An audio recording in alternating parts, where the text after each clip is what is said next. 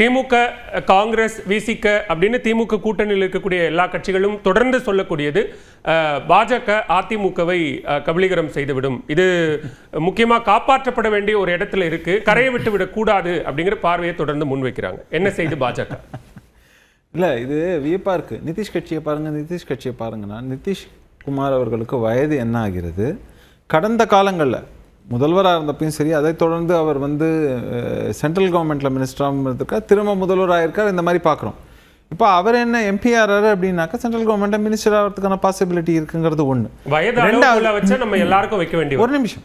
ரெண்டாவது முக்கியமான விஷயம், இன்னைக்கு பாஜகவுக்கு ரெண்டு பெரும் கட்சிகள் முக்கியமான சப்போர்ட் உங்களுக்கு லோக்சபாவில் கொடுக்குறாங்க அப்படின்னாக்க, ஒன்று சந்திரபாபு நாயுடு, இன்னொன்று நிதிஷ் கட்சி. சரி.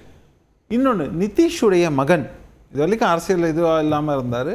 அவர் நிஷாந்த் இப்போ துணை முதல்வராக ஆக்க போகிறாங்க அப்படின்னு சொல்றாங்க. அது குடும்ப அரசியல் கணக்கில் வராது இல்ல? வரட்டும், அது பார்த்துப்போம். நம்ம குடும்ப அரசியல் ஜேடியு யார் ஆரம்பிச்சாங்க, வரட்டும் சார், வராது இல்ல, இல்ல வரட்டும். நீங்க சொன்னீங்க, நான் அந்த கேள்வியை தப்பு ரைட்டுன்னு நான் எதுவுமே சொல்லலையே. நான் அதுக்கு ஜஸ்டிஃபிகேஷன் கொடுத்தேனா? இல்ல, கருத்து தான் நான் கேட்கிறேன். அது குடும்ப அரசியல் வராதா அப்படின்னு. இப்ப நான் என்ன கேட்கிறேன், குடும்ப அரசியல் வராதானா? நீங்க என்ன சொல்றீங்க? ஒரு பக்கம் நிதிஷை காலி பண்றாங்கன்னு சொல்றீங்க, இல்லைங்க இது அவர் சென்ட்ரல் கவர்மெண்ட்டுக்கு போறாரு அப்படின்னு நான் சொல்றேன்.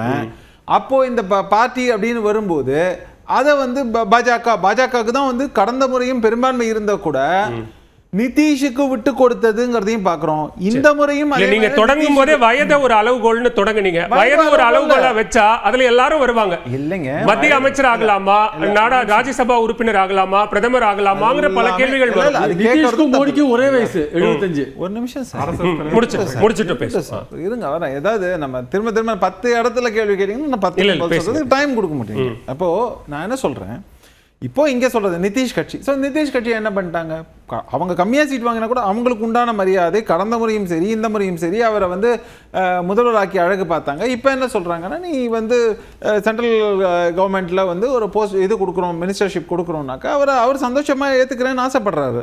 அது அவருடைய சாய்ஸ்.